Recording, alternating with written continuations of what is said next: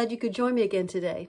Last week we began looking at a book called When Strivings Cease by Ruth Chu Simmons, and today we're going to finish with her conclusion.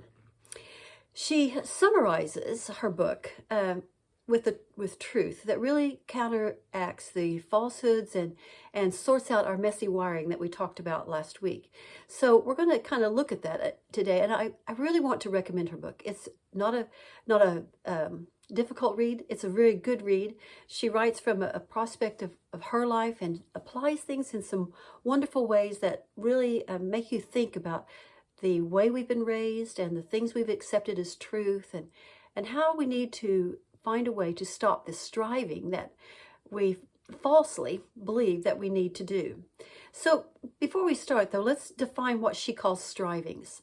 Now, her discussion is based on our innate need and pressure to perform and to seek to sustain a standard that doesn't disappoint anyone else.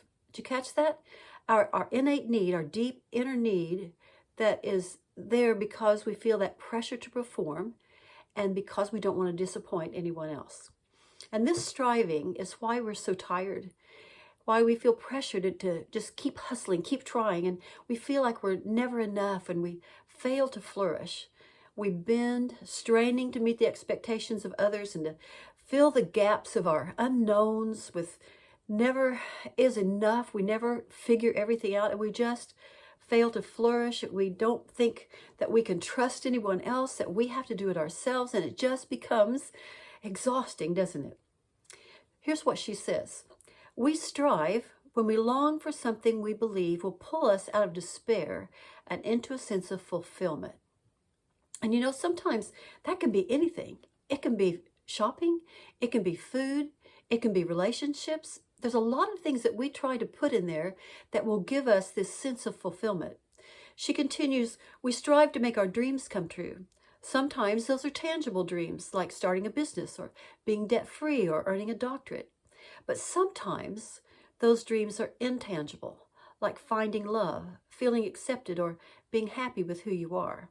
We've all struggled with these things, haven't we? And maybe some of us are still struggling with them, or maybe sometimes we recognize them when we see what we're doing and we can stop ourselves. But when strivings cease, when we lay all these things aside, life can be very different. There's finally room for peace and grace, and there's a settled security that just catapults us into growth and maturity. And I think it's a part of growing up in that sense, to lay aside the drama of life and get on with who you are and what God has for you, and not be captivated by these strivings. She lists 4 signs of release from striving, and I think these are important because as you get older, you do get to this point where these strivings do cease or should have ceased, and there's some signs of things that you kind of arrived or you're getting there. Let's put it that way. So we're going to look at 4 of those things today. The first thing she says is that you no longer feel the need to prove your worth because your worth is found in Christ alone. And this is such a valuable place to arrive. When I understood that I was accepted in the beloved, loved by him, validated by him, I just began to calm down. You see, those of us who are competitive, like myself, we really struggle here. We can't settle to thinking that we aren't good enough or valuable enough. It's important for us to be the winner or the top, and we feel like we have to keep proving ourselves to find the worth we have by gaining or winning or outdoing someone else. But that's just such a waste of effort. And when we realize that we're already on the winning side, that our victory is secure, and it's all found in Christ, we no longer need to prove our worth because our worth is found in him. And I like 2 Corinthians 2:14. Thanks be unto God, which always causes us to triumph in Christ. Always. We always win in Christ. And when we rest ourselves there, we have a step of maturity, and the strivings of that cease. The second thing she says is we stop chasing approval as our comfort. We rest in who we are in Christ, and we seek only his approval. And if my value in Christ is there, then I need to put my efforts there, not in chasing approval for others, but by judging myself by his word, maintaining my obedience, and fulfilling the first and great commandment to love the Lord with all my heart, soul, and mind. And his blood that's been applied to my life That's my stamp of approval. And there is now, the Bible tells me, no condemnation, no rejection for those who are in Christ. He will never cast me out, and that is a great comfort. There's no striving here. There's only peace and assurance, and I can find that comfort when I stop chasing it with everybody else and just rest in it, rest in His approval, and stop this striving. The third thing is we glory in our weaknesses. Now, weaknesses is no longer connected now with shame, but it's bound into God's intimate work in my life for His glory. I have weaknesses, don't you? I think all of us do. And some of our weaknesses other people can see. And some we might be keeping them to ourselves and they're only for our eyes only, but they're there. They're great reminders of our humanity and our great need for Him. But here's what I've come to learn in my life, and what she teaches as well, is that God is not afraid of our weaknesses. We find shame and we make ourselves feel inadequate because of a weakness, but He wants to use them for His glory. They are simply a tool in His hand, and we are who we are and the way we are by His hand, so He's not ashamed of them and He's not afraid of them. And He will use them for a testimony of His grace. And maybe they are there to keep us humble, but for whatever reason, they do not inhibit God. So we can join with Paul in saying, therefore, I will rather glory in my infirmities or my weaknesses, that the power of Christ may rest upon me. Just let God take those weaknesses and see what He can do with them. It's amazing what He can do. And the fourth thing, she says, we hold God as greater than our accomplishments. To Him goes all the glory for anything we've done. It is all by His grace and gifting. And we ought always to give thanks to God and praise to Him for what He's done in our life.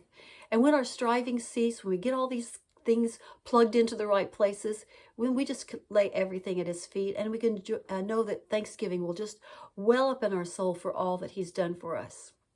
And then we can know the peace apart from pleasing others. And now we can impart peace to them instead of trying to derive peace from them. If I understand, we can give instead of receive. More blessed to give than to receive. And our peace is found in our settled resolve of God's unconditional love. This eliminated drama is a wonderful thing. And then we begin to see the activity of the second great commandment, to love thy neighbor as ourselves. If we're always focusing on fixing our problems, fixing our wiring, then we have no time for others. But when we give to others, God has an amazing way of turning that for our own healing. And people no longer become the feeder of our soul. We find our source, or our portion, as the Bible calls it, coming fully from Christ. And we really don't need anyone else because our tank is full. And then His love can spill over to them without expecting any kind of recompense, just to give and to be a joyful giver. She says that we understand that God is for us and no longer against us. He's working all things for our good. There's no condemnation to them that walk in the Spirit. God is on our side and we are on His side. And that's a wonderful place to stand, fully in the love of God, confident of His approval and His love, confident that He will meet our every need and bring us home safely. And we have peace because we've made things right with God. We're ready to stand before Him. And I hope you know this truth above all others. And then she says that Jesus so captures our gaze that we stop chasing everything else. He becomes preeminent in our thoughts and in our obedience and our decisions. And to please Him becomes the goal of every area of our life because Jesus becomes our King and we answer only to Him. Paul writes in Philippians 3:9 that we may be found in Him. That becomes the goal of a mature Christian. So when striving cease, we know what it means to rest in Christ. And I hope you know that today. I hope you can see yourself growing in these truths. And I pray that God continues to help you develop and renew your mind into peace and confidence in Him alone as the striving cease and your messy wire gets all straightened out. I'll see you next week.